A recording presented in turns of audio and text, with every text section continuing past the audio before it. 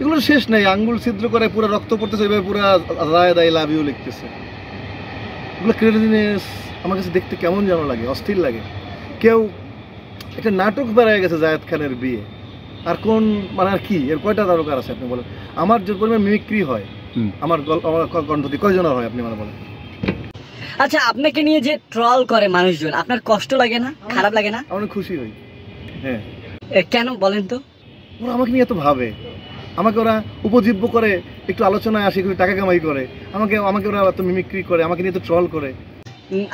আপনি যদি কম্পারেটিভলি বলেন, সোনার চরকে আপনি আগায় রাখবেন নাকি রাজকুমারকে? সোনার চরের রাজকুমারের চেয়ে সোনার চরের গানগুলো ভালো, অসাধারণ গানগুলো। সোনার চর এক ধরনের ছবি, রাজকুমার আর এক ধরনের ছবি।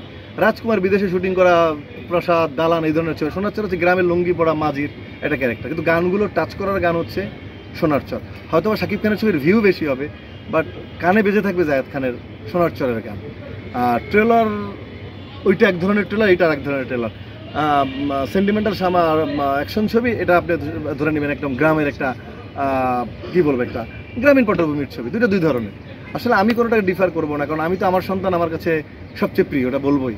তবে এটা দর্শকের উপর ছেড়ে দিলাম, দর্শক যেটা ভালো মনে করে। আমি তার চেয়ে প্রতিযোগিতা করে আগাবো, নাথিং লাইক দ্যাট। সবার ছবি ঘুরে ঘুরে সবাই সব দেখুক, সবাই হলে তো কয়েকটা। ভাই রাজকুমারের তো হয়নি, ট্রেলার ছাড়েনি, গানগুলো বলেছি গান না, মানে ওরা যে ট্রেলার ছাড়ে না, এই স্ট্র্যাটেজিটারে আপনি কিভাবে দেখেন? আকর্ষণ ধরে রেখেছে, একবার হলে গিয়ে দেখতে হবে।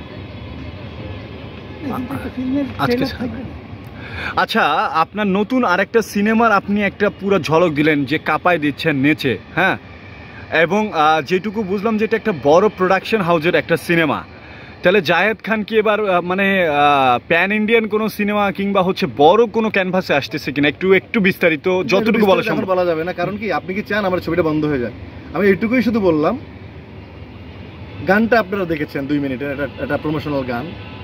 বিড়ি খাইলে হয় ক্যান্সার, সব প্রশ্নের লাগে না অ্যান্সার।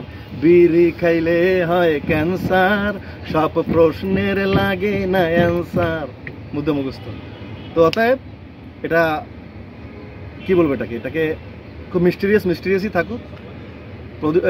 স্টেট প্রডিউসার বলেছে, ভাই আপনাকে হাত ধরে বললাম ডোন্ট ডিসক্লোজ ইট।